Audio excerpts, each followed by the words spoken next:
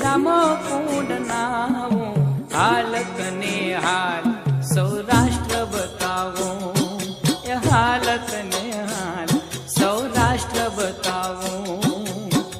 દ્વારિકામાં જાવું જ્યાં ગોમતી મનાવું, દ્વારિકામાં જાવું જ્યાં ગોમતી મનાવું, હાલત ને હાલ મારો દેશ બતાવો, એ હાલત ને હાલ મારો દેશ બતાવો.